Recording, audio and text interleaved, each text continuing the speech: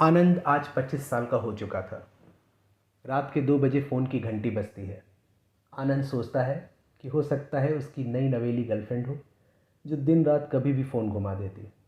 मगर फ़ोन की दूसरी तरफ उसकी माँ होती है, जो कहती है, जन्मदिन मुबारक हो बेटा। आनंद खुश होने की जगह थोड़ा चिढ़ जाता है और अपनी माँ से कहता है, इतनी सी छोटी सी बात के लिए आपने मेरी नींद खराब कर दी। यह बात तो आप सुबह भी कह सकते थे।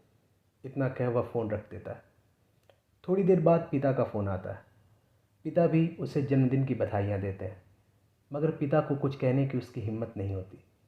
वह थैंक यू कहता है और पूछता है कि पापा, आपको मेरा जन्मदिन याद था? तो पापा कहते हैं, अरे बेटा, तेरी माँ बड़ी पगली है। पिछले 1 महीने से मुझे तंग कर रखा है, आनंद का बर्थडे आने वाला है, आनंद का बर्थडे आने वाला है।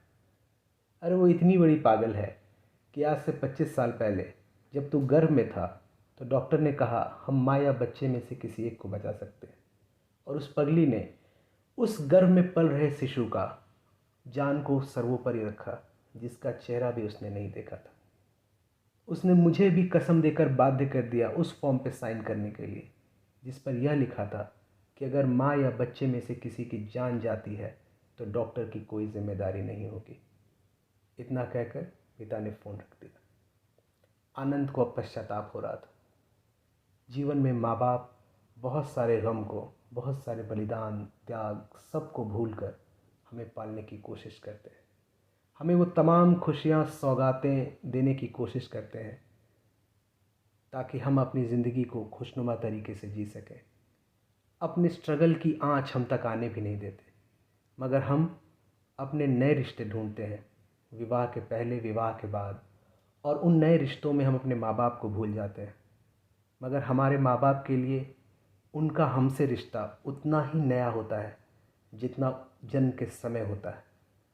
कहने का मतलब, माँ बाप से प्यार कभी कम नहीं होना चाहिए। आनंद फिर घर जाता है और अपनी माँ से माफ़ी मांगता है। माँ तो माफ़ कर देती है, मगर पिता कहते हैं कि मैंने तेरी पगली माँ को समझा दिया है कि इतने दिनों से मैं ही उसे संभाल रहा हूँ, तो बुढ़ापे में भी मैं ही संभालूँगा। पिता का गुस्सा नहीं उतरता है तो माँ आके कहती है, माफ़ कर दीजिए, हमारा ही बेटा है।